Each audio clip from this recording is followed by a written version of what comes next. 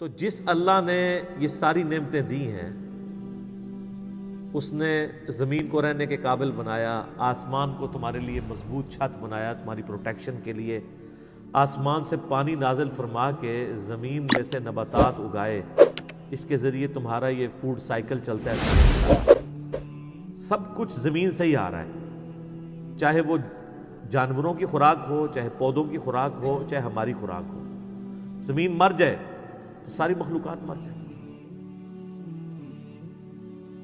تو اللہ تعالیٰ فرماتا ہے جس نے یہ سب کچھ کیا ہے، فَلَا تَجْعَلُوا لِلَّهِ أَنْدَادًا وَأَنْتُمْ تَعْلَمُونَ، پھر اللہ کے ساتھ کوئی مد مقابل نہ ٹھہراؤ اور تم جانتے تو ہو، تم جانتے تو ہو کہ یہ کوالٹیز کسی اور کی ہے ہی نہیں ہے۔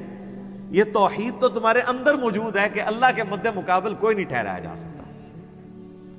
مجھے بتائیں، قرآن اسٹارٹ میں جو توحید بیان ہوئی ہے، اس توحید کو پڑھ لینے کے بعد کوئی کسی بابے کو پکارے گا؟ کسی مرے ہوئے شخص کو پکارے گا؟ کسی زندہ شخص سے وہ چیزیں ڈیمانڈ کرے گا جس کا وہ اہل ہی نہیں ہے؟ امپاسبل۔ کتنی بنیادی بات ہے، بس یہ ساری نعمتوں کے عوض میں تم سے ایک بات مانگ رہا ہوں، فَلَا تَجْعَلُوا لِلَّهِ أَنْدَادًا، پس مت بناؤ اللہ کے ساتھ کسی اور کو مد مقابل ند کے طور پہ، وَأَنْتُمْ تَعْلَمُونَ، اور تم جانتے تو ہو کہ کوئی ہے ہی نہیں ایسا کہ جسے بنایا جائے مد مقابل۔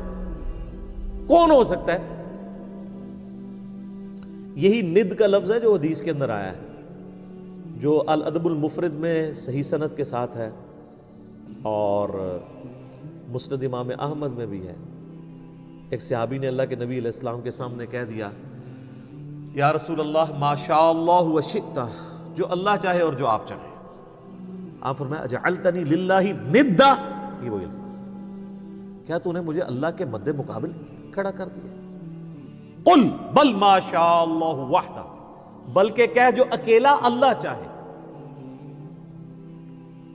اچھا، اس نے آگے سے نہیں آرگومنٹ کیا کہ یا رسول اللہ میں آپ کو اللہ کا بندہ ہی مان رہا ہوں، اللہ کا رسول ہی مان رہا ہوں، میں نے آپ کو کوئی اللہ مان کے نہیں کہا، میں نے آپ کو کوئی مستقل بذات نہیں مانا، میں نے آپ کو جو ہے وہ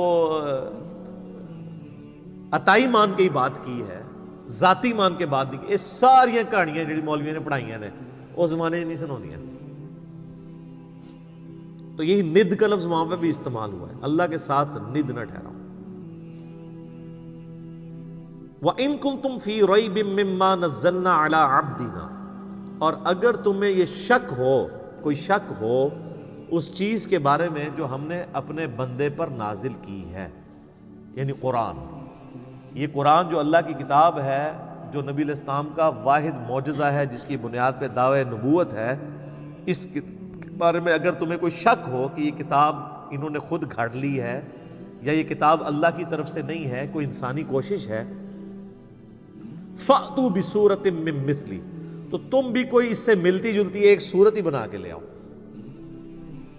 وَادْعُوا شُهَدَاءَكُم مِّن دُونِ اللَّهِ، اور بلا لو مدد کے لیے اپنے جتنے حمایتی ہیں اللہ کے سوا، ان کنتم صادقین، اگر تم سچے ہو۔ اللہ کے سوا جتنوں کو بلانا ہے تم بلا لو، جنوں، بلکہ سورہ بنی اسرائیل میں تو آتا ہے کہ سارے جنوں انس بھی مل کے اگر اس طرح کی کوئی کتاب بنانا چاہیں تو کتاب نہیں بنا سکیں گے۔ اچھا، یہ قرآن حکیم میں مختلف جگہ مختلف یعنی چیلنجز آئے ہیں۔ سورہ ہود کے اندر بھی، سورہ یونس میں بھی۔ سورہ ہود کے اندر تو 10 صورتوں کا ذکر ہے کہ 10 صورتیں بنا کے لے آؤ اگر بنا سکتے ہو۔ سورہ یونس میں ہے کہ ایک صورت ہی اس سے ملتی جلتی کو بنا کے لے آؤ۔ فَإِن لَّمْ تَفْعَلُوا، اور پس اگر تم ایسا نہ کر سکو، وَلَن تَفْعَلُوا، اور تم ہرگز ایسا نہیں کر سکو گے۔ اللہ تعالیٰ نے اس پہ اپنا اوپینین بھی دے دیا ہے کہ یقیناً تم کر بھی نہیں پاؤ گے۔ فَاتَّقُوا النَّارَ الَّتِي وَقُودُهَا النَّاسُ وَالْحِجَارَةُ، تو ڈرو اس آگ سے جس کا ایندھن آدمی اور پتھر بننے والے ہیں۔ اعدت للکافرین، جو اللہ نے تیار کر کے رکھی ہے انکار کرنے والوں کے لیے۔ اچھا، یہ کافرون کا ترجمہ یا مسلمون کا ترجمہ جو ہے نا، وہ ہم عموماً تو کر رہے ہوتے ہیں مسلمان اور کافر، اصل جو ترجمہ ہے نا مؤمنون کا یا مسلمون کا، سر تسلیم خام کرنے والے، بات ماننے والے، اور کافر وہ ہیں جو بات نہیں ماننے والے۔ کوئی مسلمان بھی کافر ہو سکتا ہے، اور کوئی کافر بھی مسلمان ہو سکتا ہے کہ کوئی صحیح بات مان لے۔ وہ